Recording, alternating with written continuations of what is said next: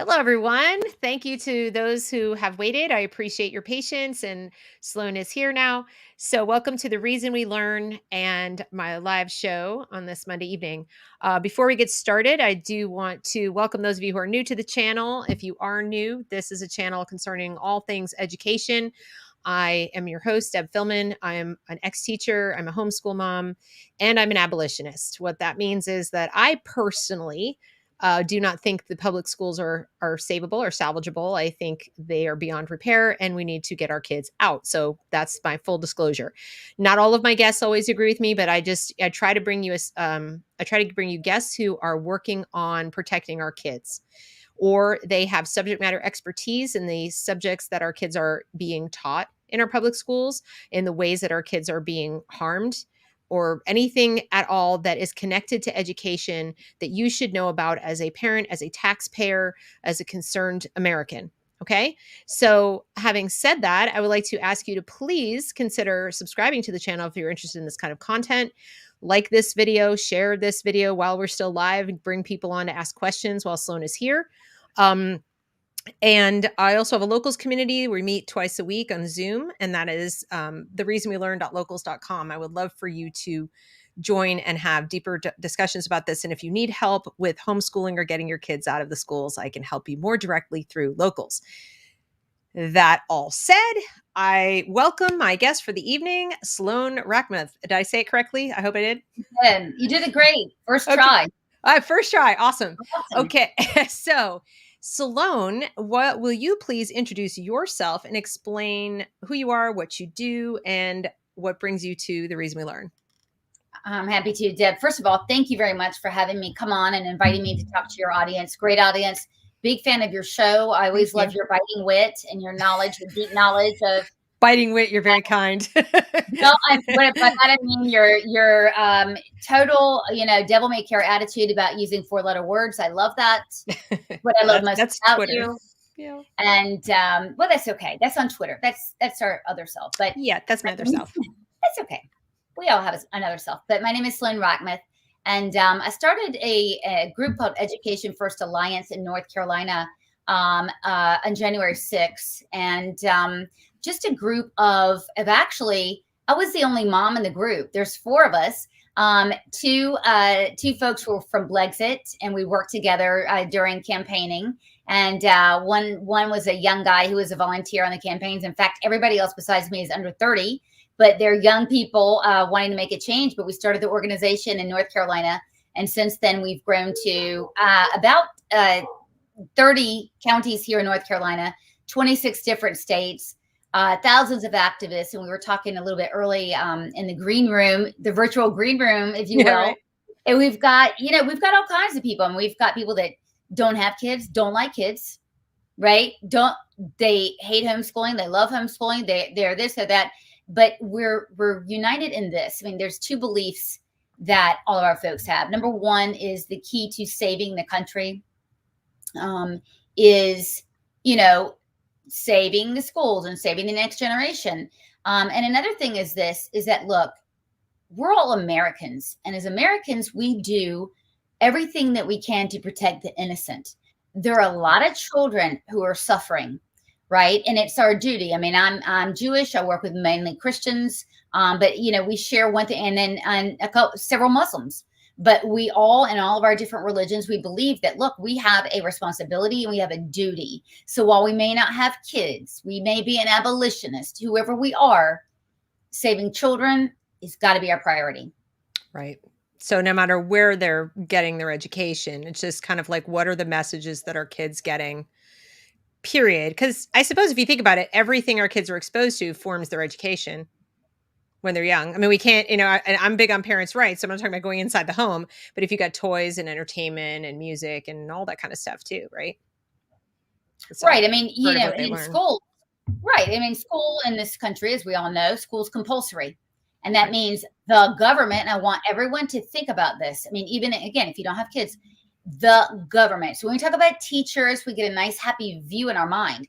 It's the government. So let's say what you just said, that the government has a captive audience of not developed humans, right? And when we talk about CRT, The government is using taxpayer money to, on a massive scale, stereotype, scapegoat, and collectively punish children who cannot fight back. Right. So that's one reason why we're in this fight. We need to stop saying, oh, it's teachers in some schools. Anytime the government, because I'll bet you one thing, Deb, and this is true, you try using the government to say prayers or to advocate against homosexuality or pick whatever your thing is, then people will readily have in their mind, right, the government can't do this to its people. Right. Well, look at what the government's doing to its people right now. And you've got, people that are letting that happen. So we're not going to let that happen while we're still breathing. Right. And the excuse usually is, well, this kind of person is better than that kind of person or whatever. But again, we don't do that in America. It's certainly not in a public setting, because we're not saying we're only going to take taxes from the good people. Yeah. We don't say we're only going to take money from the people we've deemed, virtuous enough to participate. They're taking it across the board. And so you don't get to decide that everybody's money's good enough, but their kids we're going to punish. It's kind of dicey. Yeah. And unfortunately, that's what we obviously see. And so, we work with parents, we work with a lot of different stakeholders about finding the appropriate source of the problem and then getting evidence to solve that problem. Because a lot of people say, okay, I've read and I've seen shows and whatever, here's the hammer, here's the nail, let's go at it. And it's just not that way. Exactly. So tell us what you guys have been busy specifically doing or researching or finding out. Give us some examples of some of the stuff that you've turned over as far as the harm. Well, we've been busy. And so we're investigative journalists primarily. And so before I came to this fight, I was writing for the Federalist, Daily Wire, National Pulse, Law Enforcement Today. And I covered education and foreign money in education, but I also covered counterterrorism and terror recruitment in the United States. And so that's my background, is research and is journalism. So what we do primarily, I'd say 60% of our efforts are on exposing where the money is, where the problem is, and proving compellingly, without a shadow of a doubt, what type of things are going on. Here's why. Evidence is king. And even when you're out here fighting this, etc., you can say, show up to the school board, I know there's critical race here. You're probably right. But it'd be better to say, hey, this is stereotyping. This is a violation of this. And so that's what we do, is we collect evidence from people all across the country. We vet the evidence. Sometimes we turn it over to lawyers. Sometimes we turn it over. We have over 19 different media partners we work with. I don't write all the stories. I could give it up to Daily Wire or Washington Free Beacon or Legal Insurrection or whoever. It's just being able to vet that evidence and to get it out different places. So what we're working on now is horrifying. It is social emotional learning. I'm sure that you saw my interview with James Lindsay and showing him the evidence. And he was like, it was so funny because in the beginning of my interview with James, he was very measured and academic and sanguine. And I showed him the evidence. He's like, oh, hell no. Toward the end, he was fired up. So we've been looking at SEL and specifically how social emotional learning is abusive towards children and being able to prove that through showing evidence. Did you see that I did an interview with Jason Littlefield about this topic, and he had an amazing PowerPoint that I think explained it so perfectly, where he showed their sort of worldview against like Western Enlightenment values. And when you see it laid out like that, you're like, oh my God, like you said, oh hell no. Yeah. It's very obvious. It becomes very obvious. So that I'm glad you showed James that, because we've been focusing for so long. I say we, meaning like the sort of the anti-critical race or the anti-critical theory stuff. Most of the high profile names have been focusing on the race component, critical race theory. And instead of all the different pedagogies and all the different ways that this Marxism is banging on the door, right? And no, they're not banging on the door, they're inside already. And SEL is probably the biggest stalking horror. I mean, Well, it is so much more ingrained in everything. And worse than that, I'm sure you'd agree with this. These teachers are practicing psychology without a license. They're violating the law, quite literally, right? Wouldn't you agree?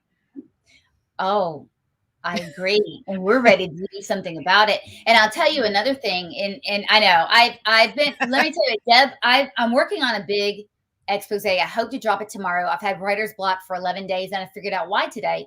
It's because what I'm writing and what we're researching and going to expose is so damn important that I almost don't even know how to get it out. But it's SEL, and let me give you an example of North Carolina. So social emotional learning is embedded in every single of the 12 subjects in North Carolina. I'm just going to stick to this state for right now.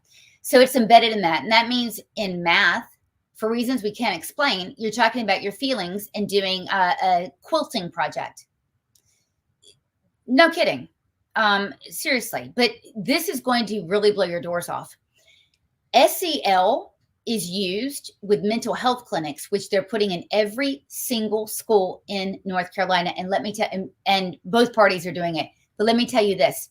In North Carolina, guess what the age is? The minimum age for a child to consent to getting mental health treatment, that means diagnosis, screening, and drugs. Guess the minimum age. 6. 0. In California, the age is 12.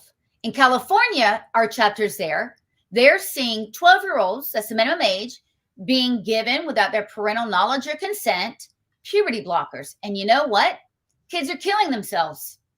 And guess what? In North Carolina, wait for it. Hold up. Wait a minute. Let me tell you something. The bill here in North Carolina, it has a provision that teachers, principals, whoever's practicing mental health cannot be sued. Okay, parents, get your kids out of the schools. Like yesterday. Did you say 0? Are you 0. seriously telling me, like, kindergartners? Yeah. A kindergartner can say, I feel like a girl today, and they can send them off privately without telling the parents to get 100%. And they're doing these surveys and not telling the parents. And here's the most That's a horrifying violation thing. of federal law, those surveys. I Oh, I keep know. trying to tell parents, like, you gotta sue. And they're like, what? What are you talking about? What federal law? Don't worry, Deb. We're on it. It's it's FERPA and PERFA. But I'll tell you this. This is being done. Now, this is really going to make you mad in the name of equity. So what I'm telling you is the SEL and the mental health treatment is being done in the name of equity. So we could have a teacher who is white, okay, and saying, I'm tired of all this Black Lives Matter crap. This 10-year-old child of color, they're overreacting. I'm going to medicate or send them off, okay?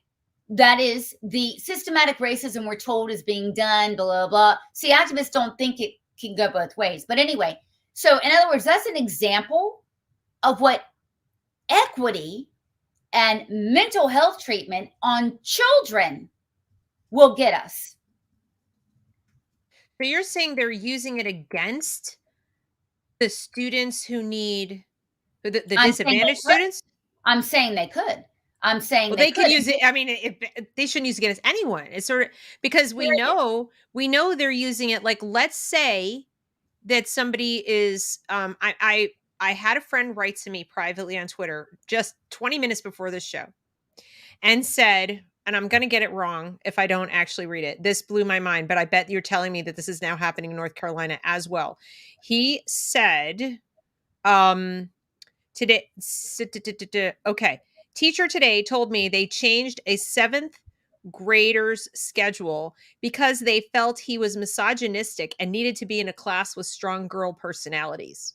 Yeah, that's So you, now you imagine. don't allow cussing on the show, right? Just generally not, but it's bull feathers. That is right. Right. And so, and again, guys, something called universal screening. Let me tell you what it is. Let me tell you how it works. Universal screening means I being a teacher or the school or a clinician, they're going to bring in. And by the way, they bring these clinicians in via Zoom into the schools. So they have universal screening. In other words, every single student gets screened for We don't even know what, because the schools aren't transparent. It's called social, emotional, or mental. Could be anxiety, depression, or just misogynistic. So they're screening for this. So they've got, now listen, an endless millions of potential patients. And as you know, there's no real clear test. There's not a blood test or an MRI for a mental disorder. This is insanity. It's unconstitutional. And it is the most dangerous situation that I've seen in schools, bar none. And I thought it was bad when my youngest daughter is now 13, when her kindergarten teacher at the Cotswold School in Charlotte, North Carolina, I'm going to name names. I won't say the name of the teacher because she's retired, but first conference, she calls me in and she says, "Your daughter is the type of person who uses her cuteness to manipulate people." Whoa. And I'm like, she's 6. She's 6. Like, that is your feedback to me, non-clinician.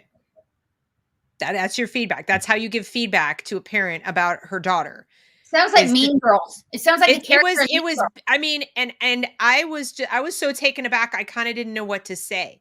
And there you are, the parent, you don't want to alienate your kid's teacher like a month into school because you don't want any blowback. But at the same time, now you're telling me this all these years hence.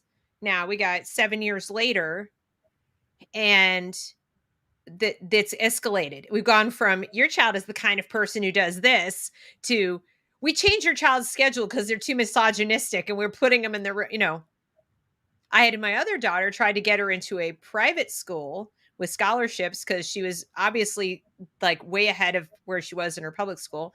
Tried to get her in and they said, well, we would accept her, but we have too many strong girl personalities already in that class, in that grade. So we have too many alphas already in the room and we don't need another alpha. And I'm like, this has what all to do with academics?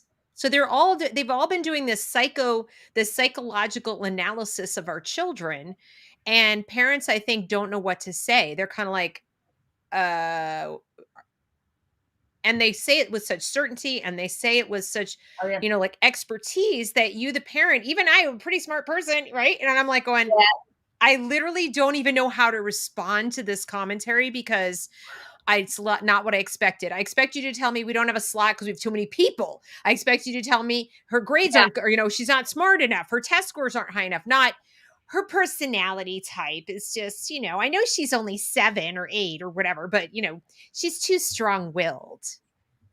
Well, in a private school, unfortunately, and they can do whatever they want. I get that. They do whatever they want, but we need to start rephrasing this. And so what we're talking about is the government is screening children, all children in the country, right, or the state. The government is collecting data. The government is screening your child. The government is making a diagnosis. And then a government shrink is going to come in and treat your child. Now, are they even shrinks though? Are they even shrinks? So and with zero liability. So the Holocaust began, as we know, with doctors and nurses.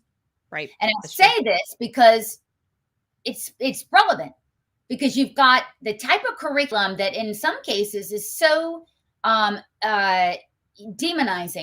that it borders on pre-genocidal study when we look at it, right? Some of it's not very subtle. And then you've got the medicalization. Folks, we have a problem, and I don't care if you don't even like kids. This ought to be enough to get you to stand up and say, no, and I'm going to do something to fight it. Why do you think, given everything we've learned, and of course, this is just like, right? And I've kind of known about this, but, hearing it from another person, it's, even for me, it's jarring. Why do you think parents are still sending their kids back? Do you think they still don't know? Do you think they don't believe us? Do you think, and I'm not saying we're so big, everybody's heard from us, but I mean, in the past year, all the government intrusion into our lives because of COVID, you would think has put people on alert to like look at stuff, right? And yet I'm still seeing even people I know, like on Twitter, who are saying, this is terrible. They're still sending their kids to these places.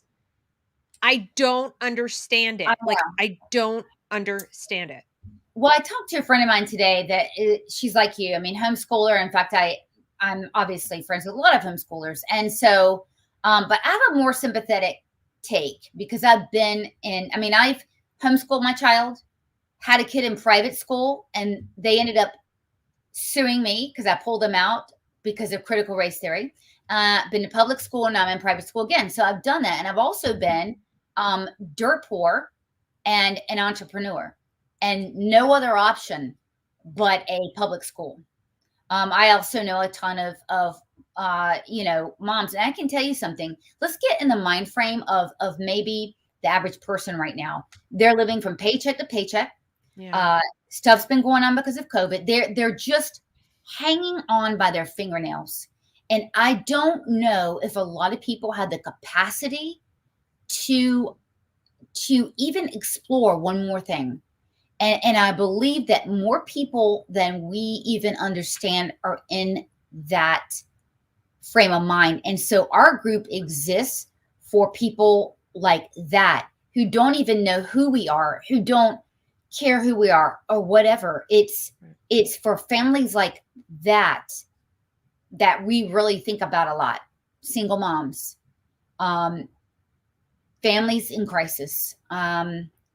It's not that they are seeing the evidence in front of them and they don't want to believe. They may not know, and they may not ever need to know for successful. That's who we're here for. So now,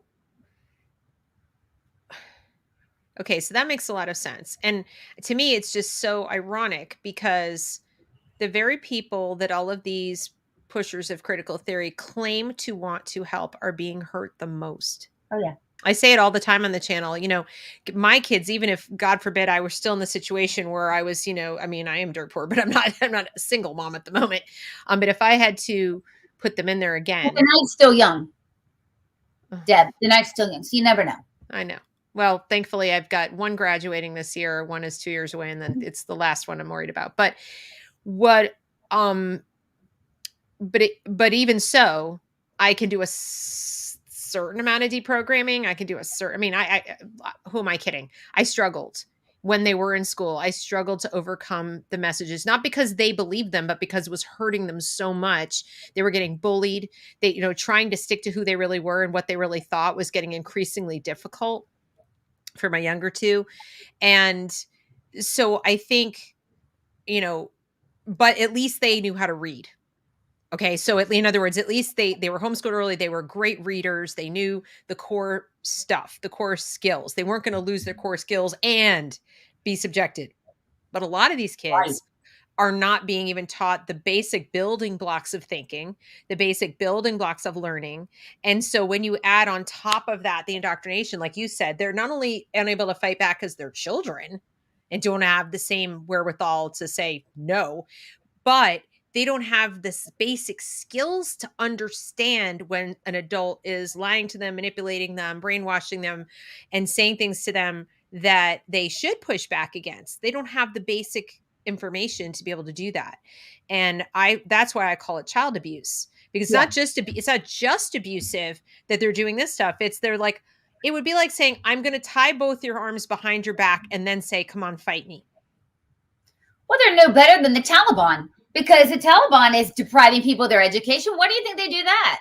Because they don't want rebellion. I mean, and I know that's a very extreme thing to say, but I'm telling you, and look, by the way, we're only talking about, in my mind, 20% of all teachers who are really into this. I'm telling you. I mean, and a lot of sick people go into teaching. Why? Because there's a captive audience of potential victims. Power. Yeah. And luckily, you've got maybe another 20% who just kind of, people that self-select into teaching these days. I mean, they're kind of a people pleasers, right? Go along to get along, and etc. And then you've got a lot of teachers, and in my experience, it's most teachers, they don't want to do this. They don't feel qualified to do this. They don't feel like it's morally right to do this. And it's just, in my mind, as abusive to teachers in some cases as to children and families. But people need to understand, though, don't you agree, that as good as that 80% might be as people, like they're not bad people, they're not they're also not the most strong-willed, passionate, like I'm gonna take it on the chin and get, if even if it means I get fired. Like you said, people who go into the nurturing fields are nurturing people. They don't tend to be iconoclasts. They don't tend to be people who stand out and say like, I am going to fight for freedom. It's On just the not. left, they do. On the Well, on the left, they, on the left, but that's because they gravitate towards the, like you said, the captive audience, that kind of a thing. So for them, it's very different. You can get like almost narcissistic personality disordered people who go into it. But I think people who are not solidly on the left, they're not leftists who are using it for political activism. People are like, I like kids and I want to teach and I just like being in a school environment. These are not necessarily your most I don't know how to put it, but having worked in teaching, I can tell you, like, they might be the super nice people, but they're not the rock the boat people yeah, typically. And yeah, so, because if you go into teaching in a giant bureaucracy, which is what public school is, and you do it all well in that environment, if you found that to be appealing in any way, then you're already sort of a company person. In other words, you're a person who doesn't mind the paperwork and the bureaucracy and whatever, or to the extent that you mind it, you're like, it's part of the job. But I close the door and it's my classroom and I do what I want.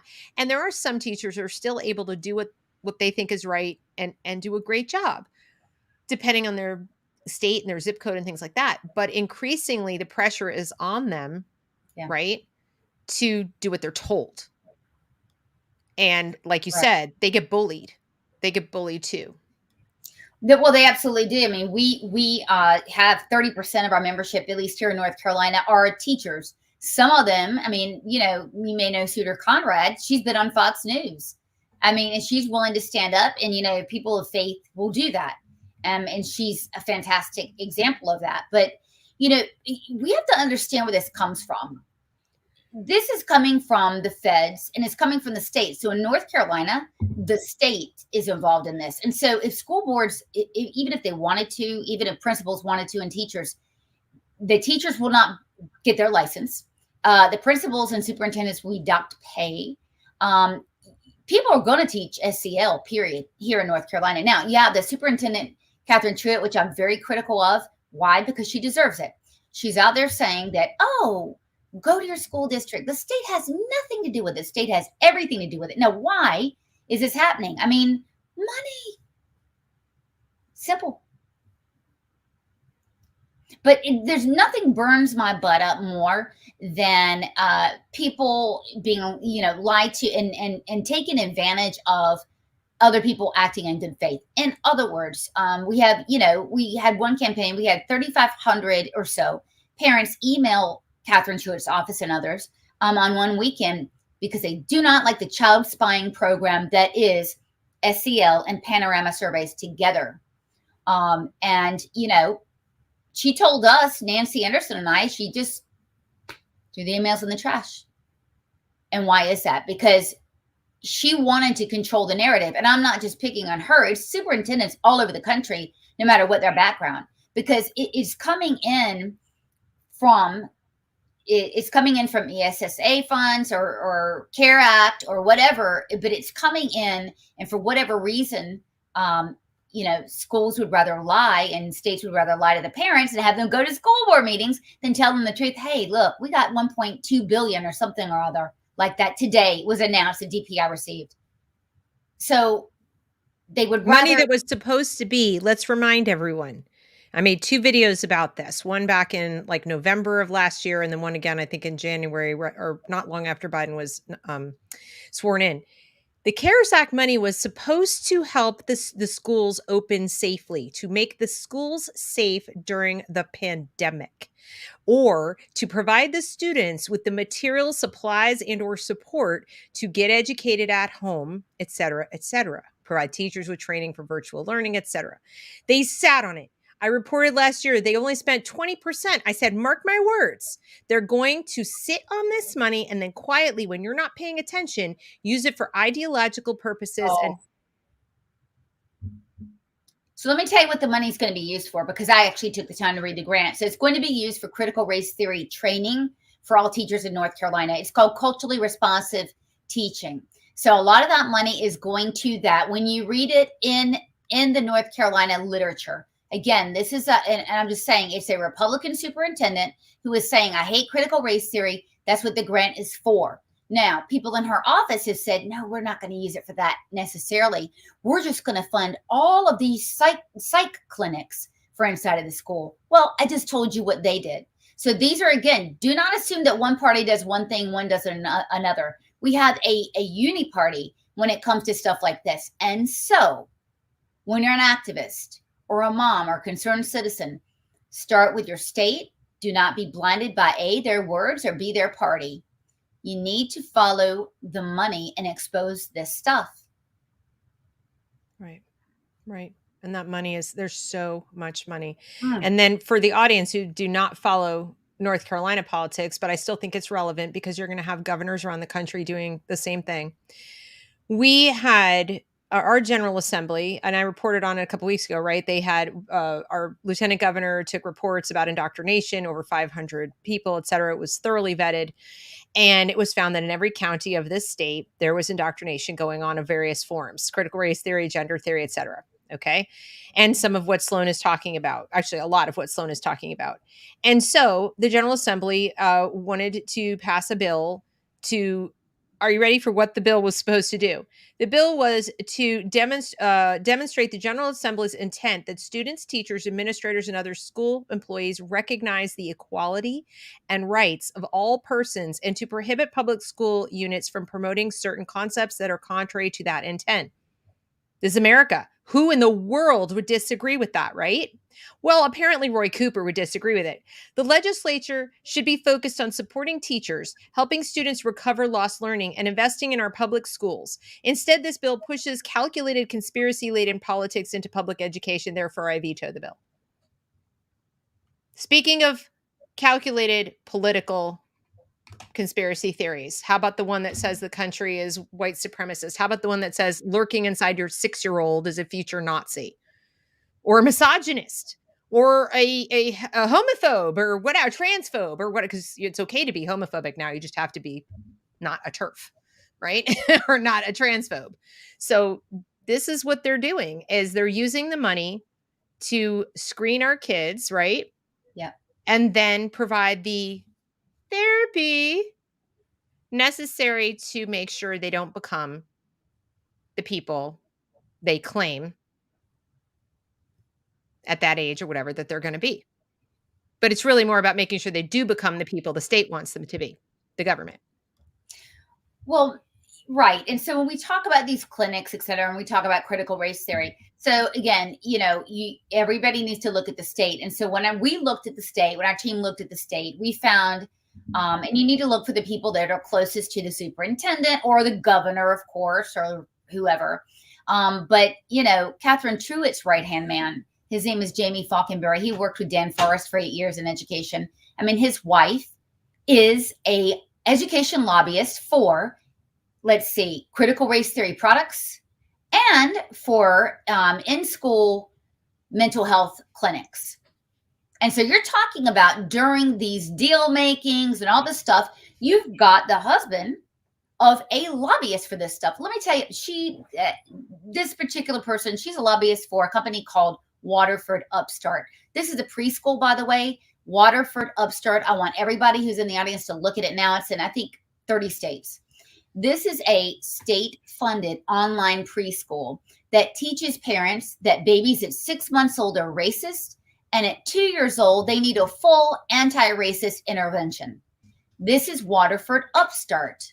So we've got Catherine Truitt's right-hand man. His wife is a lobbyist who is talking to the General Assembly and getting thousands of dollars. I think maybe even 1.5 million rings a bell over 3 years. $1.5 million of state taxpayer funds to promote this garbage.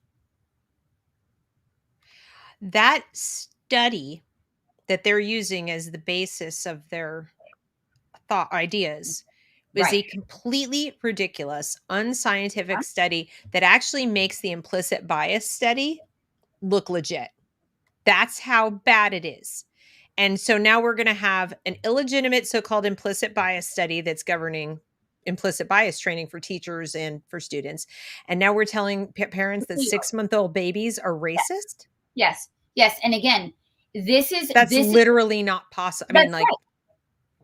It is absolutely not. And to have a state funded preschool all across the country doing this, it's it's terrible. It's ridiculous. And to have a lobbyist, this is Catherine Truitt's in-house lobbyist, a lobbyist married to another lobbyist pushing this stuff. He's actually the one that's getting money from the legislature to pay for his wife's lobbying clients.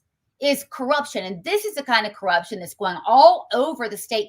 This is why in every state in the union we're having these problems. It's like, gosh, how did we get here? This happened overnight. No, it did not. It happened over 3 or 4, maybe in 5 years of backdoor deals between all kinds of people paying equity consultants, paying lobbyists, paying. It's so corrupt. Now, Deb, you asked me to talk to your audience about how to fight back with these things. So for us, what we've done on this particular instance of finding a lobbyist, saying, "Oh, I don't do critical race theory, but my wife," we filed an ethics complaint with the state because in this state and in all others, there are conflict of interest. So everybody in the audience, what I want you to do is check out your governor, your state superintendent, and all others who are pretty much in charge of education.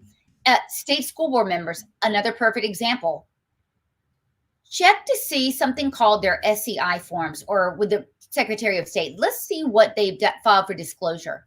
Let's make sure they filed something. Let's check out their spouse because you will find that there's a lot of this insidious stuff. And when you have knowledge of that, you have to expose it and report it.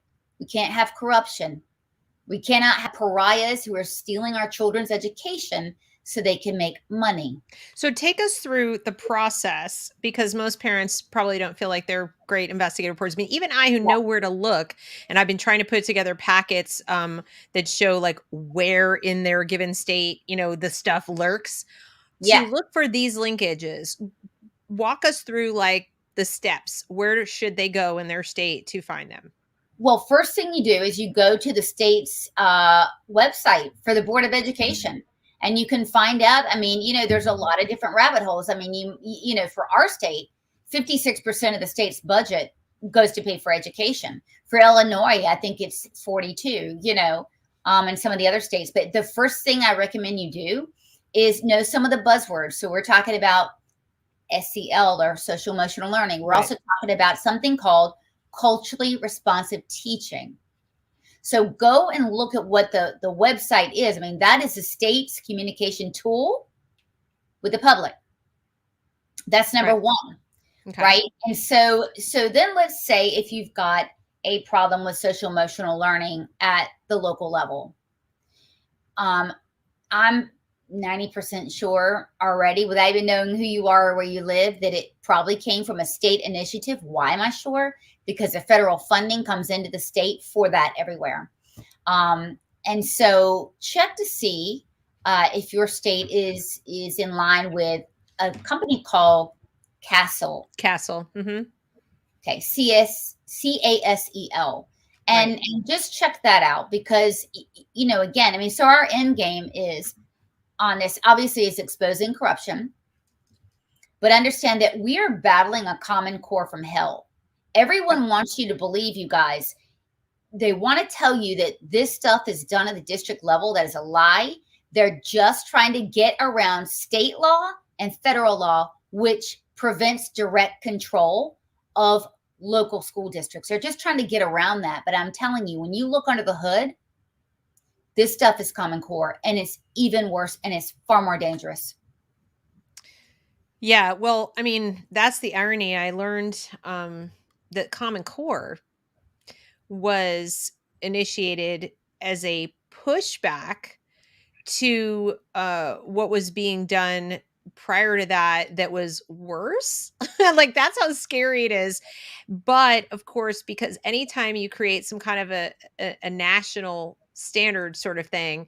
All you need to do is change the party in the White House or change who's running it, and you're Right. going to use that same vehicle as a Trojan horse for that ideology.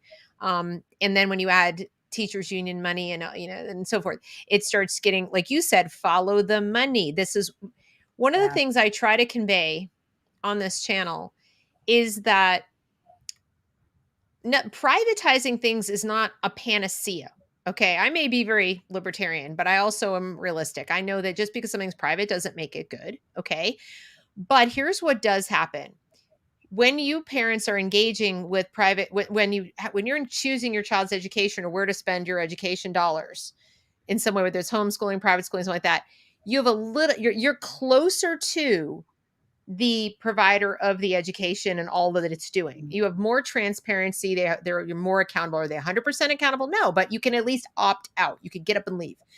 When it's compulsory, there are layer upon layer, like she's an investigative reporter, and she's having to cut through layers of stuff to dig and find these relationships. Okay, and she's telling you how to do it, so please listen to this nugget of gold that you're being given. But you have to go through all these layers, and even if you get to the bottom and go, oh my gosh, look at this connection, getting out is not quite as easy, right? The cost to leave is harder. And when they make a decision to fund something at the national level, when the government is funding it, when the government is running it, their mistakes or their corruption has a ripple effect to affect millions of students. If Yeah. a private entity, a private school, a private education provider, tutor, whatever, does something wrong, it affects those kids. Okay, right there. Like that, which is bad, but it's not like hundreds of millions of, whatever, not hundreds, but tens of millions of kids are now, like, Castle is affecting tens of millions of children. Okay.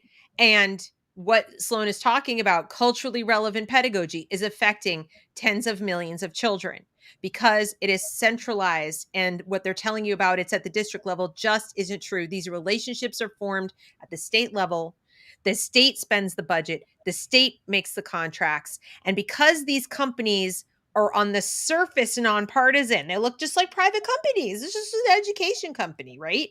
And they use all the buzzwords, and it's like touchy feely niceness. We're helping children that people think like, oh, this is good. And it's like the Microsoft of education stuff.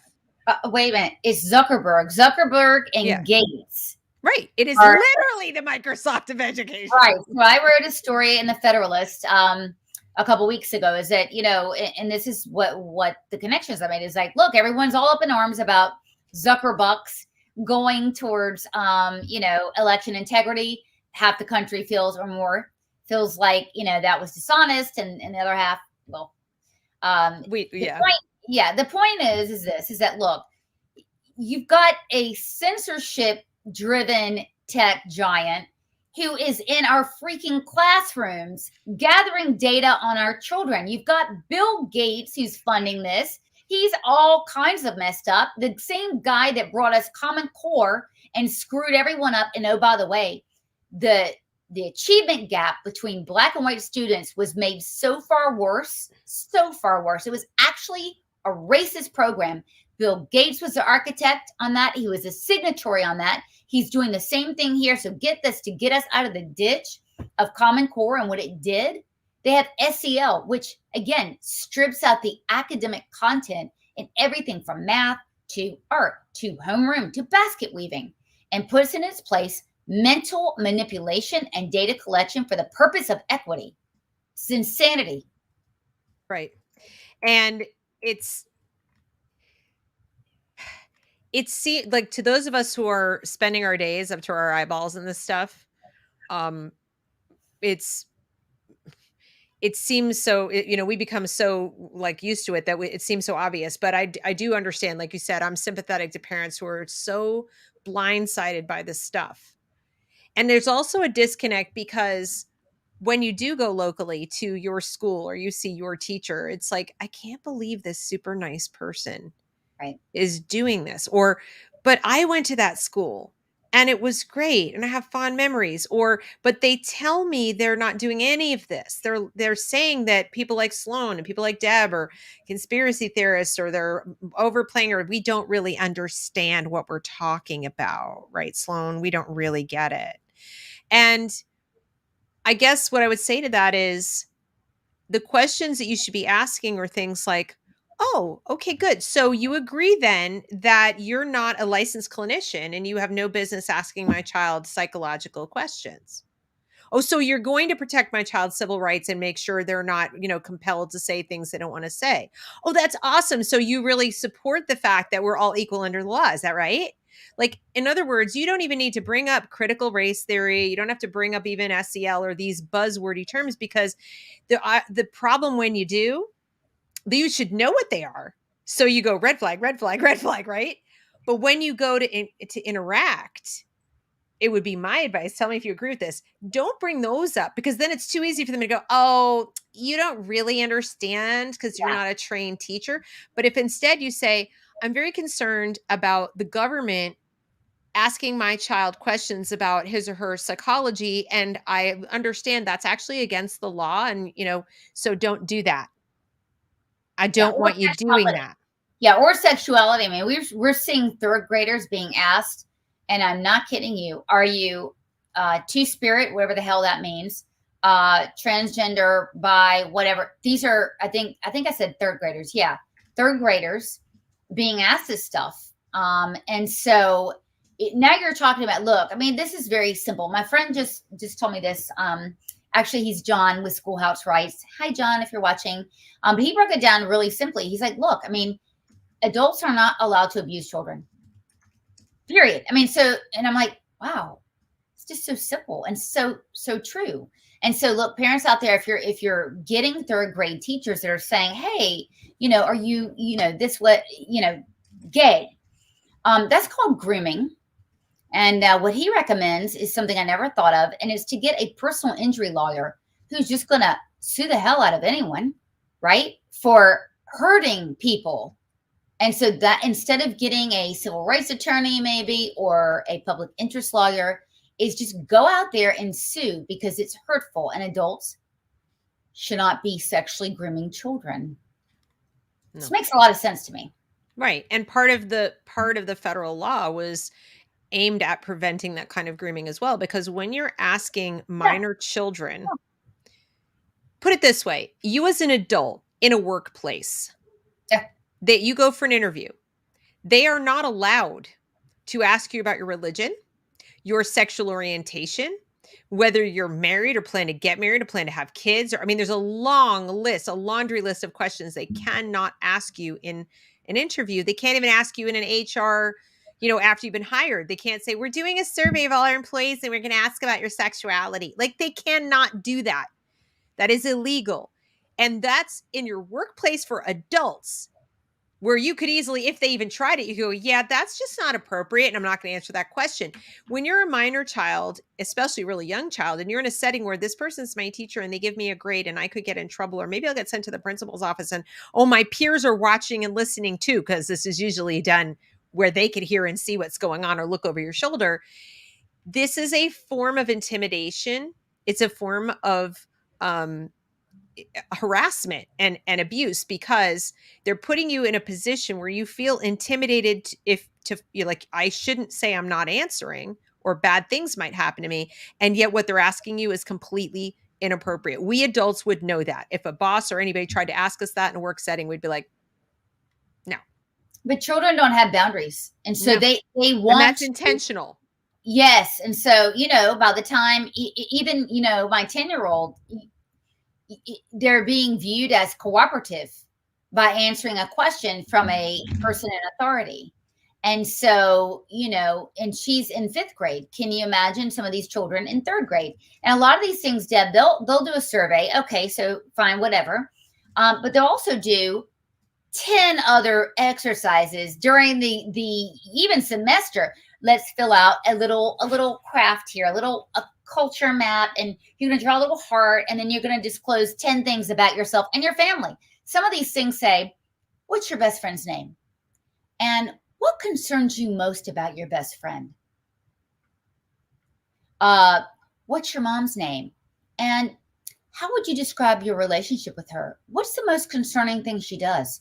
I'm not kidding you. And these are in art projects.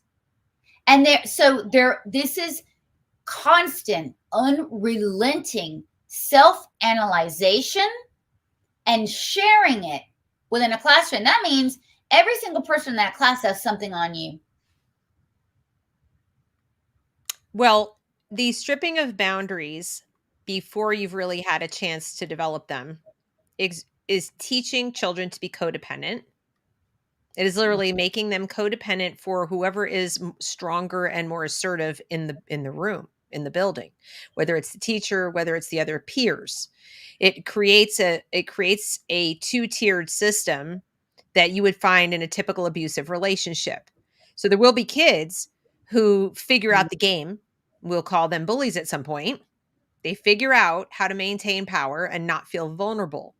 Okay. Even though some vulnerability is important to developing friendships, the way that they're doing it in school is like, let's strip you down so that you don't, you feel like having individual boundaries of saying, I Yeah, don't want to talk about it. I don't want to be friends with that person. I don't want to divulge this personal stuff with you, my teacher, is a bad, you're selfish. Or why are you so closed off? And, so then you feel like that makes you bad as opposed to strong. And we end up with people, like I said, who are sort of oversharing constantly, and they're constantly marinating in their feelings, which is and really not healthy. performers and It becomes performers. performative. Yes, yes, And you're right. with culturally relevant education, we are teaching them, if you don't see yourself in the literal sense, in the literature, in the art, in the math, in all the subjects, that it is hostile to you. So that if you literally, your physical manifestation, if the characters don't look like you, if the pictures don't look like you, if the stories don't sound related to anything you've personally experienced, it's not just different, and that's okay because we're supposed to value diversity, right? It's actively hostile to your being. It's a threat to you, microaggressions. So that's why we have to do it with classics. That's why we have to do, and what we're breeding is these fragile, brittle little bullies and narcissists and or their future victims.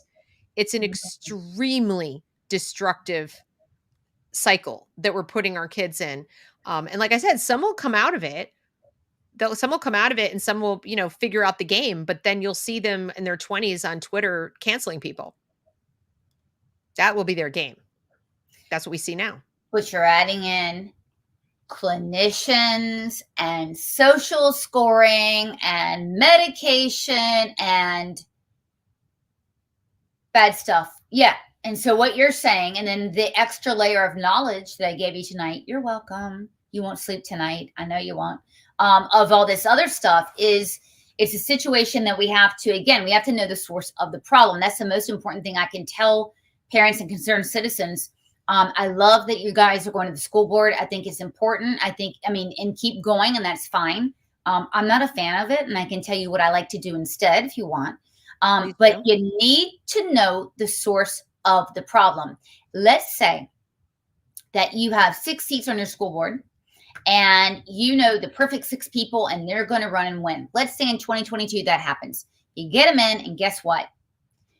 If their hands are tied because the state level is doing something, don't you think it'd be demonstrably unfair to them that people are blaming them, that they're not doing what they need to be doing? And that's what's going to happen. One of the things that can happen when you don't know where to go. Now, here's what I like to do better than going to school board meetings. So for me, and again, I'm a weird person. I realize this is probably not the norm. But a lot of parents, understandably, after they've been at their 4th or 5th meeting, get very consternated. Wow, they're making different rules. They're bringing in cameras. They're doing this. In other words, it has become a stage in a way, but it doesn't favor the parent. When you play by someone else's rules that have been set up for them and you're on their territory, you're not going to win. And Well, so also, they don't have the kind of power that people think they do. They don't. It's the state board Yeah, has the power.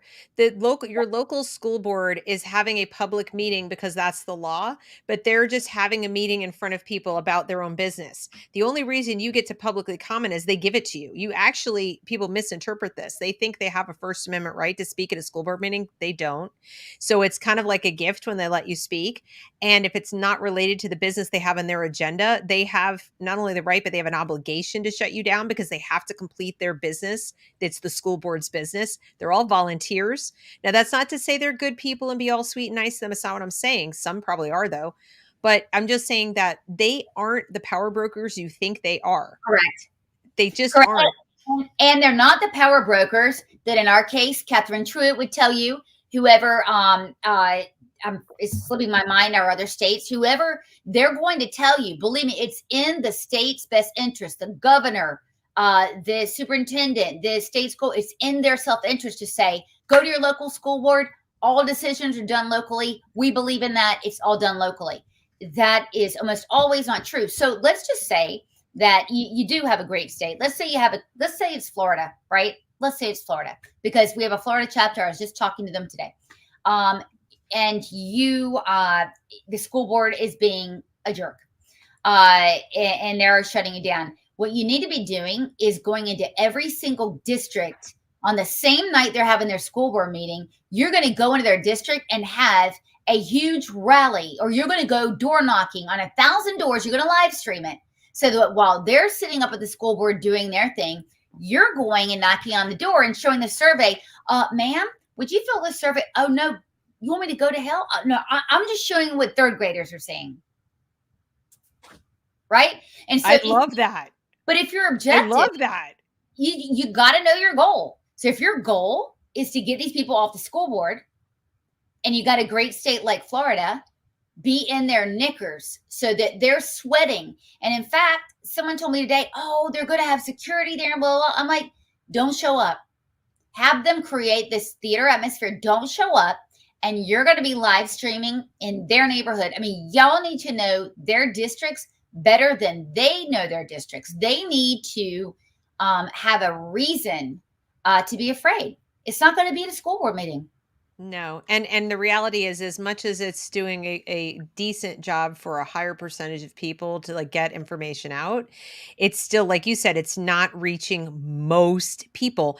And this is the best thing about this is, as you've pointed out, and even some people in the audience have pointed out, everybody has a stake in this, not just parents. Everybody's paying taxes. Go around to some of the high value zip codes, and like, or go to your district and go to the neighborhoods that are like where people are paying really out the nose for this junk, right? And then you show them what's going on. And then, of course, go to all the neighborhoods. But I'm just saying, don't exclusively focus on parents. And the reality is, most people who show up to school board meetings are parents or grandparents. Occasionally get a teacher, but it's the average person, or their kids are way out of school for 10 years. They're not going to the school board meeting, but they have skin in the game still. They need to know. Well, I mean, and we're big into show and don't tell. That's why we do investigative journalism here. Show me the goods. Show me exactly. We like to show citizens where they can get primary documents to edify themselves and to teach themselves. But look, and we've found that a couple of things really ring true, whether people are right or left, or they don't know who they are, is privacy. Privacy is a huge thing, but also the surveys. Again, when we can show a survey and it says, what gender are you, and blah, blah, blah. Anyone can look at that and say, forget it. I can tell you who's really in our movement very strongly is we have a lot of 20-year-old Black men. And those are there are coalitions that are flocking to us. And it's because they see that children are being, instead of having a leader in the school, they're being treated as, they're under glass being studied, and they're being taken advantage of. And so, a lot of Black men are concerned about the feminization of the next generation. That's what they tell me over and over again. The reason why they love our movement is because I'm unfiltered. I will get on and say, look, boys do not belong in the girls' bathroom, period. And anyone who says so is a liar or a child predator. Bingo. That's it. That's just it. Right. Um, and Well, and also they're getting treated, like you said, they're alternately being treated like pets yes, or like punching bags. Because there's a line where it's like, they're little kindergartners, whatever, and it's like, oh, precious little snowflake, we have to take care of it. But then when they're not being taught to read, because they're not teaching these kids to read, I they know. get to start acting out, and they're acting out in class, then it becomes, oh, we need to refer you to special ed, and you need this and you need that. Medication. Yeah, Medication. We're seeing a diagnosis of special needs in the young black male population at like ridiculous rates. They're not sinful, special needs. They're not racist. special needs. It is. Yes, And they're recommending medication to pacify. It you want to talk about systemic racism, the public we have schools is one of the most systemically racist I places in the concur. country. I concur, and I'm sorry, it's being done by white progressives that are saying that, and it's terrible. I mean, people of all colors know what's going on. I mean, look at they're saying that if you're a person of color, you can't do math. I can tell you something. I have dyscalculia. I can't do math. So how do you account for that? You know what I mean? I mean, so I think people see right through it. This is it's a joke, but I just want to tell everyone out there that not only are we nonpartisan, and the people coming after us the most are people that used to be on our side or whatever. The reason is because we're ideologues. We do not give a damn about what your politics are. Right is right, and we're going to go after it. And if you're harming children, and if you're profiting from harming children, we're going to come after you. And I think if you're leading a movement, that is the best place to be. Is when both sides, have problems with you, then you're doing the work of the people. Right. Exactly. And so I'm going to get your link so I can make sure, because somebody's in the chat asking about it and I want to make sure they get it. I'm going to put it in the chat, and I'm going to have it go across the as a banner. So this is so valuable. Can I ask you a question? And I don't have an answer. Maybe you do. Besides money, and this is one of the sort of there's the cognitive dissonance of people understand a money motivation, but even once they get past it, they're like, okay, I kind of get the money motivation of the people, like the wife of that guy, that's Yeah. because there's, okay, she's making money, her employers are making money. All right. But what's the motivation of the people who are not benefiting directly financially from it, who are still like pushing it? It's like, are they all brainwashed? Are they true believers? Or do you think there's something like, what the heck is going on in your opinion? Well, I've thought a lot about this. I am a big fan of being in someone else's shoes. I'm very hesitant to say, "Oh my God, they're all evil. They're all whatever."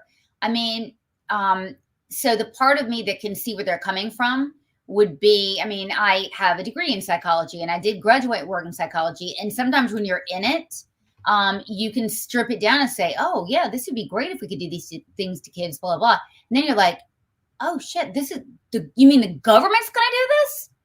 I Right. mean, so when you're in it, right, you can't see it, and that's why I always tell activists, look, do not go in there 10 guns blazing like these people are your enemy, whether they're teachers or whatever. Reframing is a good way to go. So to answer your question, if it's a person that's just in it, you always want to say, look, I agree with you. This is great. But I don't want the government doing that to its youngest citizens. And immediately people say, yeah, I mean, I trust myself to do it, but the girl that's teaching in the room next door, she's crazy as hell. I wouldn't want her doing it. And But then, then therefore no one should do it, because you well, can't guarantee. right. But, you have to leave it there with a little bit of cognitive dissonance for them and let them red pill themselves. Let's see. I think that there are people, and there are a lot of these, and this is true. If people like you and I are against it, by gum, they're for it. And they will damn the torpedoes, and they are just so unflinchingly against what they perceive to be the right or conservatives or whatever we are, that if we advocated for critical race theory, they would be arguing much in the way you and I are today, and they would do it tomorrow. That's just how they are. Well, that's why I thought, okay, if you can steelman the argument a little bit and go and say, oh, I absolutely want kids who are in the historically disadvantaged populations who are, facing a gap in their achievement or whatever, the percentages of kids who aren't reading and much higher in their population, however you want to phrase it. Okay. Without giving them it's racism. I mean, in other words, if you just talk about the populations, because it's not all just black. You have Hispanic, you even have white kids. It's more Oh, yeah. socioeconomically geared than race. But okay, you say I absolutely want them to get a stellar education, and I want them to be able to learn and overcome these situations and do their very best. I also hate racism. Racism is an abomination. Totally against it, 100%. Here's where I'm confused. How does focusing on race as an essential component of like racial essentialism, what exactly is it about the skin of this 6-year-old that makes them, inherently a problem in the classroom for the kid with this kind of skin? Can you individual teacher who is telling me what a great thing this is, tell me how knowing that this, look at your race and look at your race, how is that helping them learn to read? How is that helping them? And how are you explaining this history to a person who can't read yet, can't do math yet, has never had a history class, doesn't know anything about European history, American history, the history of slave trade, history of the revolution? I mean, we don't even start with that stuff till like 5th grade generally. So how are you not running the risk that you are actually doing the opposite of what you say? And the problem is they can't answer. And to me, as a parent and as a taxpayer, nobody should be going into a classroom and teaching a child something they can't teach you.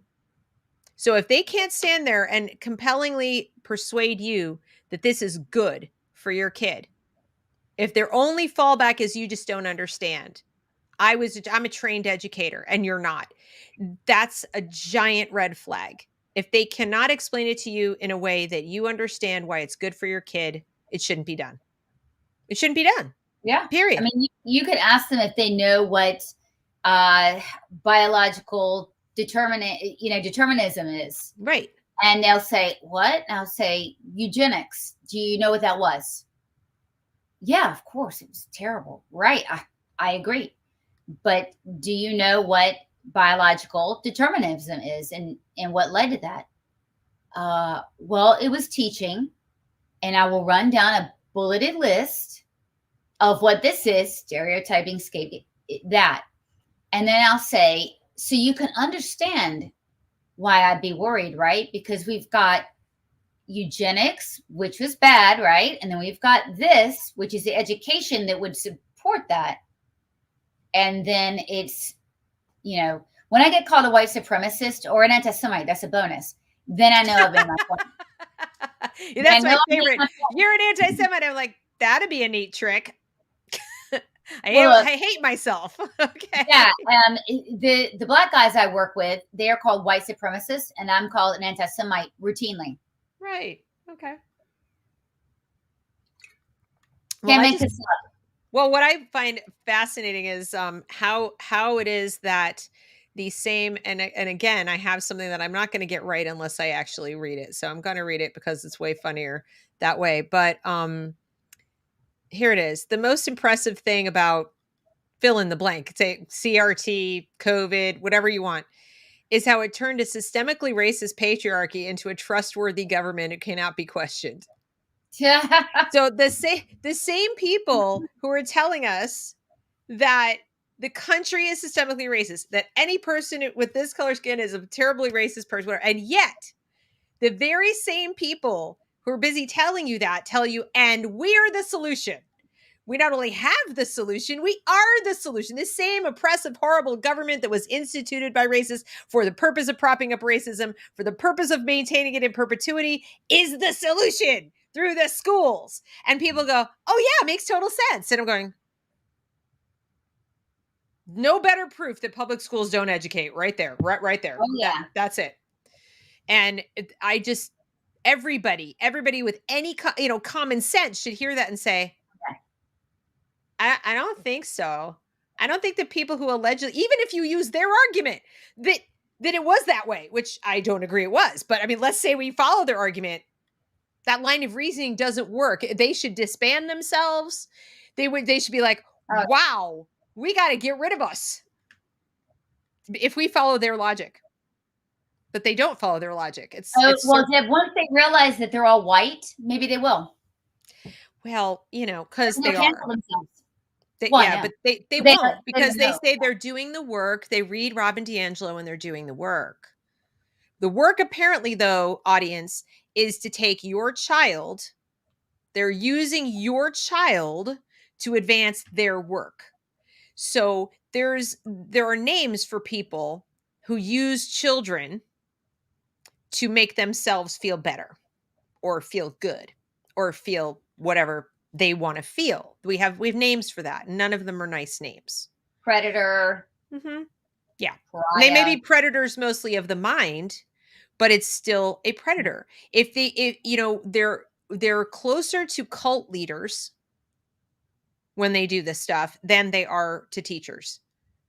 So, and even if it is only 20%, if the other 80%, look, we're back to the police brutality argument, right? Even if it's only, and I think it's way less than 20% of police who are abusive, right? And yet people had no trouble saying, not that I agree with defund the police. I'm just saying it's a tiny percentage of, quote, bad apples. But the argument everybody makes, and it's actually valid, is if the other 95% don't say anything, don't do anything, don't point the finger and say to their bosses and their hires up, you got to get rid of this guy. He's bad news. He's doing, things that are bad for people, violating their rights, etc. Then the problem persists. Evil, what do they say? All it takes for evil to triumph is for good men to do nothing. Yeah. So, to say, well, the most teachers are good, I'm like, I'm sure they are. I'm sure they're well-intentioned, good people. But if they're not doing what Frank McCormick is doing, Yeah. okay, and saying, I'm going to stay in the job because I need a paycheck and I earn this job and I do a good job, they're going to have to fire me. Yeah. But I'm not doing what they tell me to do. Unless more people start doing that, you're perpetuating the bad thing anyway.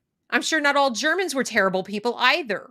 Average people, regular moms and dads, stood idly by while their neighbors were marched away. They're like, Yeah. yep, I don't agree with that, but I don't dare say anything. And obviously, when you get to the 11th hour, then it's too late, right? There's guns in their face. But in the early days, when they're like, wear a star, do this, do that, we're in those days. Yeah. We're in those days now. Right. Do you think that's hyperbolic of me to say that? No, I don't. I mean, I've said it quite often. I mean, I'm pretty militant with mask wearing. And the reason I am is because, look, I am sensitive about people removing my freedom in the name of public health. The reason is because I know history. I am sensitive about a curriculum that in my studies presents itself as pre-genocidal. Why? Because I read my history and I have, I have deep roots in my history and I don't like it. And so I think, with my people, a number of us are, unfortunately we're go along to get along with that. But, I'm very hypersensitive to that. I don't think it's hyperbolic at all, Deb. I think you're right on the money and I'm scared. I'm scared of people. And when we put our kids in an environment where they are told, and in many school districts around the country, they're being forced to wear these masks. And I say this to parents all the time. Let's say you disagree with what a school is doing and you've got a young child. Now, there's not a teenager where you can have a rational conversation about why what's going on is going on, okay? They're in the lower grades, K through 5. And we know this is vitally important time in their education and their life and their development as a human. They're developing their morality, their values, their core skills of reading and language, all of it. This is K through 3, probably the most important years of their lives.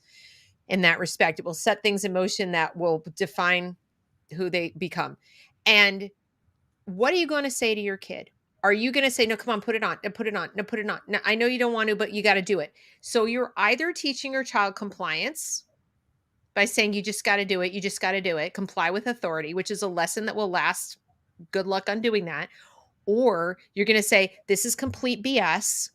These people are oppressive. These people are violating our rights. And I don't want to do this, et cetera, et cetera, et cetera. And now you're making them feel scared. I mean, you want to have the conversation with a 6-year-old or a 7-year-old? No parent wants to do that.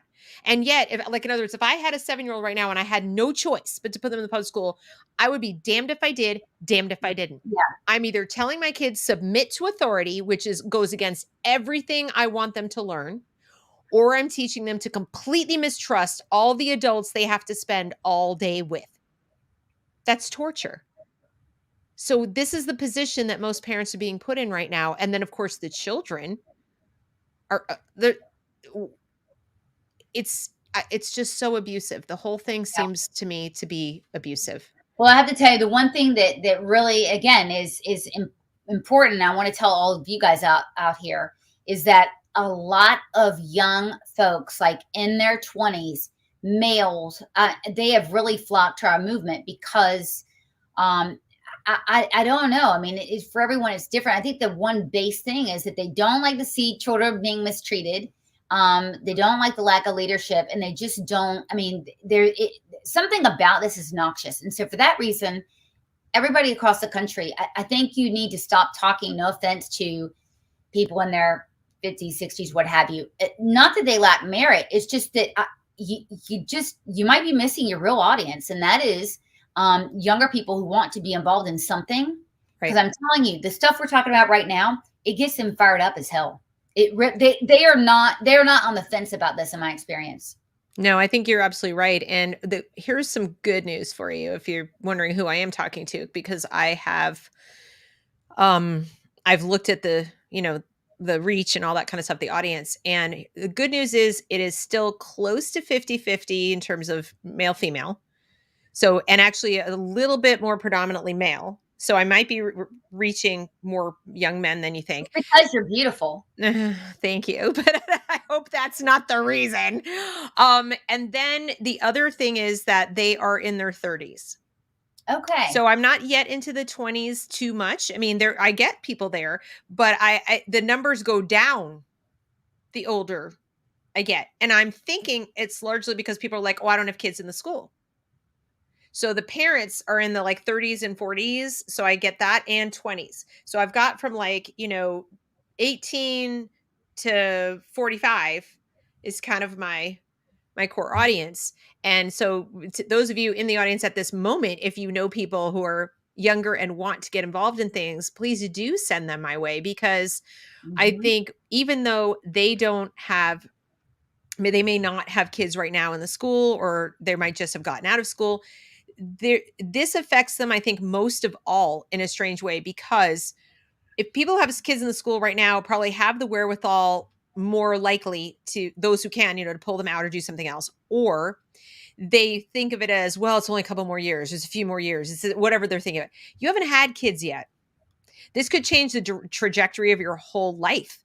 You could be going, do I even want to have kids? What if I can't afford to homeschool them? I wanted to have kids, but does this affect everything? This affects all my dreams, all of my hopes as far as what I wanted to do in life. And remember too, that the kids graduating high school and college right now are going to be their bosses, are going to be the people hiring them to do things, or their college professors or whatever. And so they have a huge stake in this. They're also the ones who are going to be voting very soon, the ones graduating right now, or who are all young voters, for the 20-somethings to pay higher taxes to pay off their college debt, right? Or to pay whatever. And then who's going to be left behind?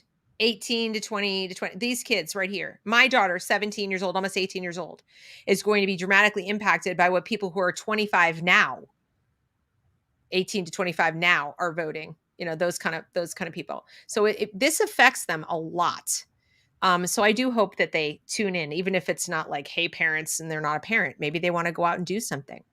They just get it. They get it. Look, young people don't like things that are unjust. I mean, how many times, I mean, we're in Israel, you'll see Jewish kids or whoever go over and protest certain things.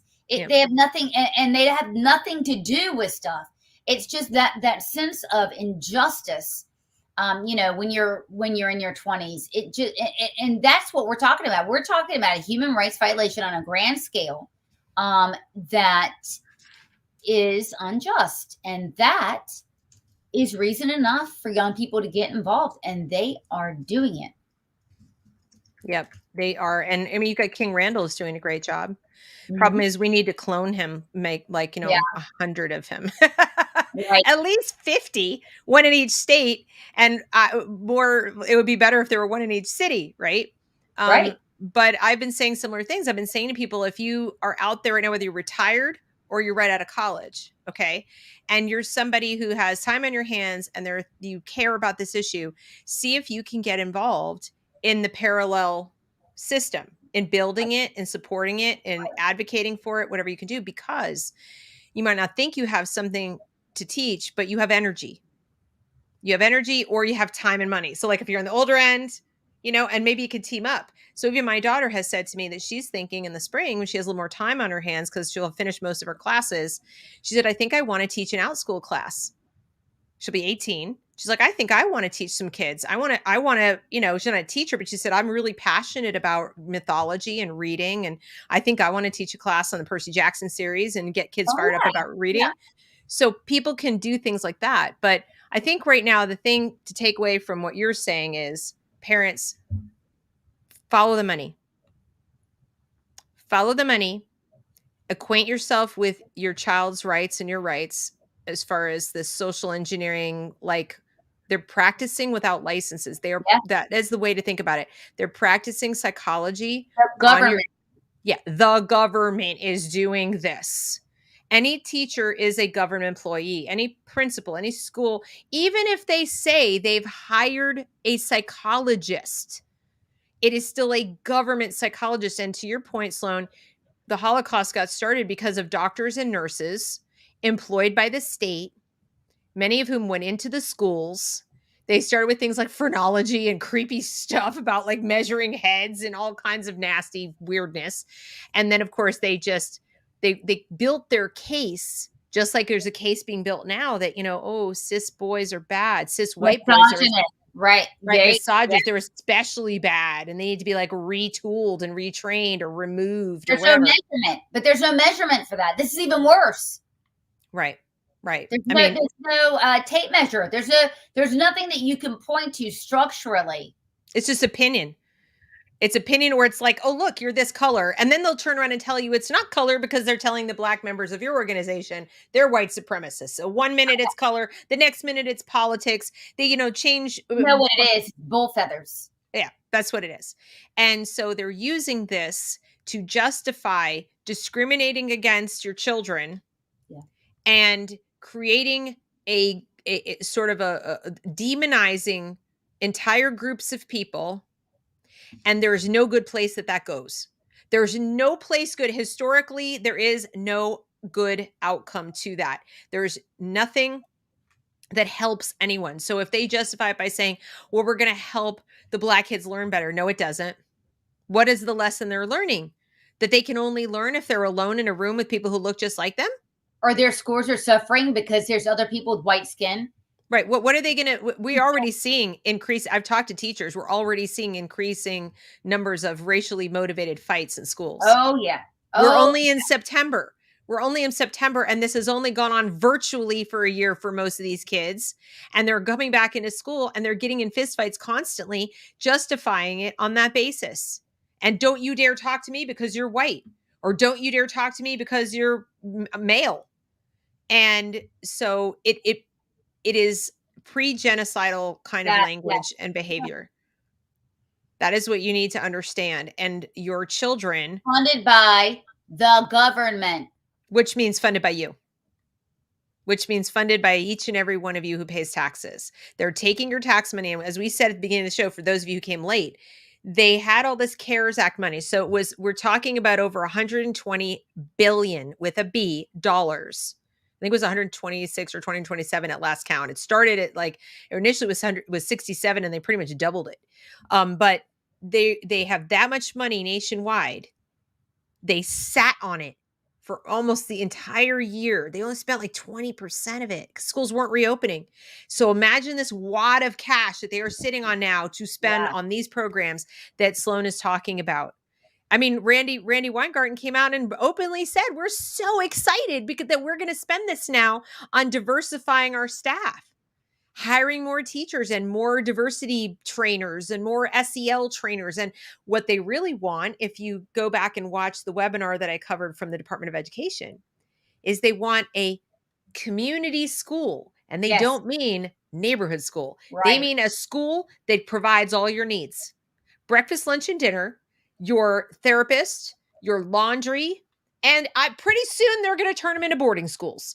Pretty soon they're going to have these therapists who say, you know, what these kids really need is a safe place to sleep because they're in very unsafe neighborhoods. And how can they come to school rested and ready to learn when they don't even sleep properly? So, what we really need to have is a dormitory where they have people 24/7 who are making sure that they are safe.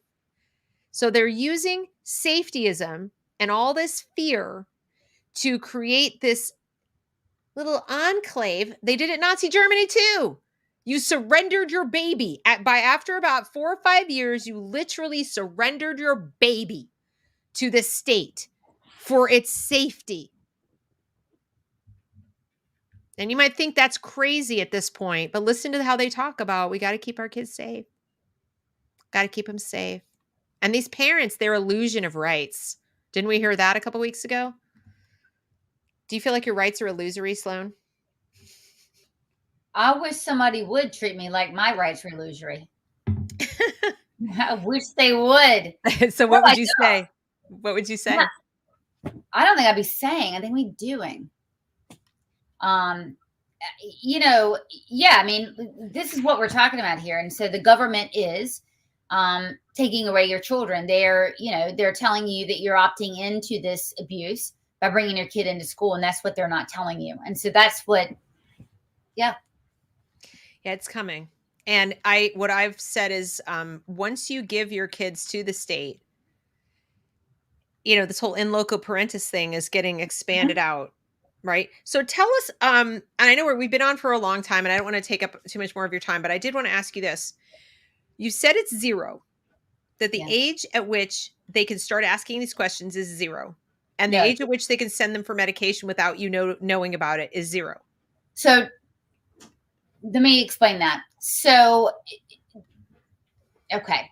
So in North Carolina, for mental health treatment specifically and only that, and I think maybe pregnancy, a child to consent to be treated. That means if I wander into a doctor's office at 7, right, and I am need mental health treatment, including medication, How I would don't. you even know at 7? It's like, I was smart as hell at 7. no, I mean, yeah, okay. But what I'm saying is like your average 6 or 7-year-old is Right. probably not going, I'm Well, so okay. depressed. So, I need okay. antidepressants.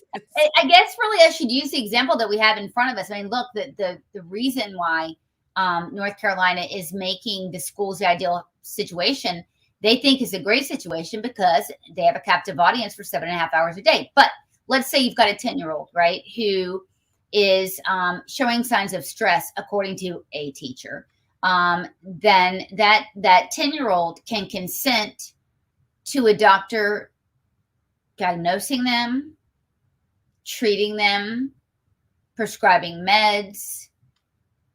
They can be their own consentor. Now, most doctors I'm sure most doctors would probably not be kosher with that.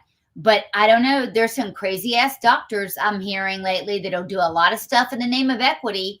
And if they find out that mommy and daddy went to the January 6th rally at the White House and this 10-year-old is going in and they can, treat them because they know better or whatever in the name of equity, I think we're going to see that.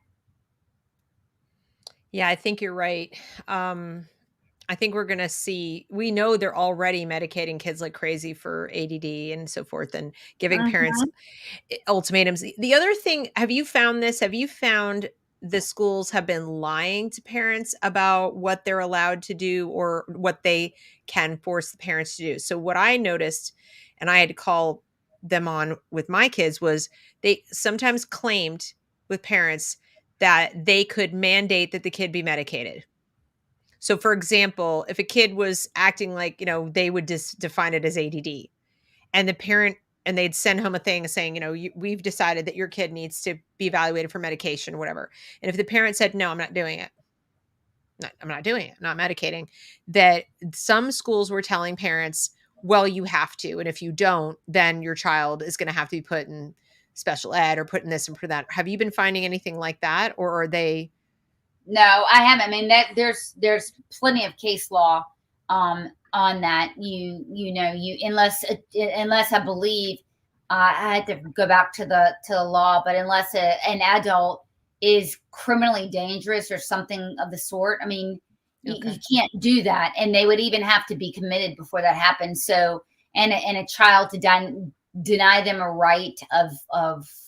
I mean, I'm not seeing it. I'm not really clear on the law, but But if the kid, okay, so now let's flip it over. It sounds like what you're saying is if I'm a 12-year-old and I'm not getting my work done and a bunch of, or I've heard from my friends that Ritalin is a great high or whatever, or I right, think I want to sell Ritalin on the street because it's got a street value. And I go and I say, I'm so distracted. And I've tried to yeah, ask my mom or dad to get me some yeah, medication. Can you help me? They can do that. yeah, yes, And they can then turn around and sell it. Cause like, I mean, they're not going to check if they took it. Right. yeah. Okay, awesome. Because I've heard of people going and getting things like testosterone and stuff like that, and that has street value too. So, so I mean, these are things that I've heard that can go on. In I other words, that you get the savvy kids figure out the game. you give And me ideas, Deb. I'm not gonna lie. what? I'm got my wheels turning. You're giving me ideas. Yeah. So A I mean, I couple of get 12-year-olds to go in there for me and get a racket on the side. I'm just no, but I think it's something definitely to add to your investigation absolutely. is because I have heard stories about this. My eldest daughter went to 1 year of Myers Park, and I heard all kinds of interesting stories about the dealing of drugs on campus and people selling their Ritalin for test taking and things like that. So, but I just assumed they were getting the Ritalin, just going to their parents saying, I need Ritalin. They go to the doctor, they're getting the Ritalin and they're selling it. But if they could now end run their parents, They because can. it's Remember, expensive. there's no lawsuit that can be had. So remember again, whoever would have been prescribing the Ritalin and making it a nuisance in school because of this law in North Carolina, they have qualified immunity, everybody. Well, It is all government officials have that. that is the well, okay, but as it's applicable, look, here's what they had to have it, Deb, because you cannot have that bill and not have that in there. They'd never be able to get insurance. You cannot indemnify teachers that are going to be outside of their scope of practice and veering into therapy. You can't do that. So they had to have it because of that. And look, there's not qualified immunity for teachers and principals acting outside their scope of duty. However, they're allowed to act outside of the scope of duty because they have this freaking rider in that bill. That's why it's there, because they know this is not in the domain of teachers to do. And one last thing I want to leave you with is this. In North Carolina, there is a law, and I think in every state, you guys, there's a law that says the ultimate authority, the ultimate ownership of a child until they're 18 is the parent. This what they're doing, the diagnosing of social problems, emotional, what the hell is that even? Doing that is removing that right, is unconstitutional.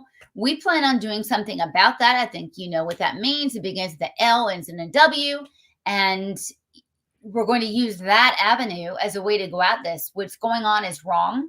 Mhm. Again, Republicans actually they built this system here in North Carolina. They are almost exclusively responsible for getting this bill in, doing all these things. And so, again, I want to tell you guys out there, it is not a right or a left thing. It's a right and wrong thing. So do not be blinded by, oh, but I'm a Republican. They never do that. I'm going to investigate everything a Democrat does. Okay, fine. But don't be surprised if you don't get where you think you're going to get to. Can't do that. Yeah, and like I said, this is probably worse. No, I think it is worse than critical race theory. Far and away. Yeah, critical Critical race race theory theory is bad, like no question yeah. about it, but this is an order of magnitude worse because It's they are over. literally Yeah, playing around in your child's brain. 100%. This is a complete harm. It's a travesty. I cannot believe it's been done. I cannot. I'm extremely, extremely mad that none of the media has ever picked up on this. This really went into effect in 2019, even before the pandemic. This is not even an excuse. We have so-called Republican media here or conservative media. They did not report on a damn thing. You know why? Because conservatives were behind it. That or Republicans. That's why I'm telling you guys is that if we don't stop looking at things from an ideological point of view, I mean, from our a own partisan point of view, right? partisan, yes, Yeah, yeah. partisan, then our own side, they're going to steal the store. That's exactly what's happened. Once we started looking under the hood here of a quote unquote Republican education system, what I just told you that's been done by Republicans and not covered because Republicans are doing it, that's where it's gotten us. It's a very dangerous thing to not hold everybody accountable no matter what. Yeah, this is really, really messed up. And also by teaching kids that there are these social problems or social emotional problems that, this one has and that one has, that is another weapon we're giving to bullies Yeah, to it's terrible. use against other Terrible. kids. The whole thing is abusive. It's disgusting. It's not going to stand. And I urge everybody, if you're in North Carolina, you have to fight. You have to help me fight at the state level. You have to help us fight. The way you can do that is going to our website, and that is Let me get it back. edfirstnc.org. And the reason for that is this: we're a lot of a content provider. So, like I said, investigations, FOIAs, lawsuits, things like that. And so, because we want to get it into your hands, this stuff, it's hard as hell to find this stuff. And I got to tell you, I mean, we've been threatened, sued, threatened for arrest, defamed, because we are looking for information and we're finding it and exposing it. And so while we're taking all the hits, we don't want it to be for naught. We want you guys to know the information we found, and more importantly, where you can find it also yourself to double check our work. Right. Please do, you guys. I mean, go check your state's website. Yes. Put in the little search, type CASEL, CASEL. No, CAS. Yes, right. Sorry. CASEL. So type in CASEL, right? If that doesn't come up with anything, type in SEL, just SEL, because maybe they use a different company. And then you got to go to that website and you got to use theirs. But CASEL is nationwide. So check CASEL. Type in culturally relevant education, right? Is it like or responsive? It culturally can be relevant or responsive. They use both interchangeably, but you've got to look for these buzzwords. I think what I'll probably do is I'll probably put up, either like a video or a post or something in the community. I definitely go over this in my locals as well. What are the buzzwords? What are the things you need to look for? But it is not just critical race theory. It is not by a long shot. The SEL is getting inside your kid's head, and you can console yourself all day that you live in some rural town in Texas or Iowa or whatever. And surely this won't happen. It is everywhere, you guys. We found in this state in North Carolina, they found evidence of this junk in every single county, even some of the most stalwart, hardcore Republican counties. Everywhere where money's green is where it can happen. That's right. So, well, I cannot thank you enough for coming on and sharing this vital, vital information with my audience. Guys, please do go to edfirstnc.org. You can follow Sloan on Twitter, and you are at, let me make sure I get that right too. Where are you at on Twitter? I'll put it in the Sloan Rachmuth, I believe. Yeah. So yes. Tell us, is it okay? I gotta log in. So yes, Sloan Rachmuth. Okay. And so at Sloan. Okay. So you can follow her. I hope I did this right. Okay. Follow her on Twitter, and you can also get like updates on what she's working on, and definitely seek out people in your own state as well to do the kinds of things that she's talking about. You know, Right. rather than Join going it. to school board meetings, go door to door with the questionnaires. Go door to door with the SEL materials. Show Yeah. people and be like, third graders answering these questions. What do you think? So that's what they need to know. So thank you so much, Sloan. Thank you, everybody, for Thank you, coming. Deb. Please, Thank please share this. Share this widely. Everybody needs to know this information. Some people get it better from listening to videos than they do from reading it. So please share. All right, you guys, thank you so much. And we'll see you next time. Thank you, Deb. Have a You're good welcome. night. You too.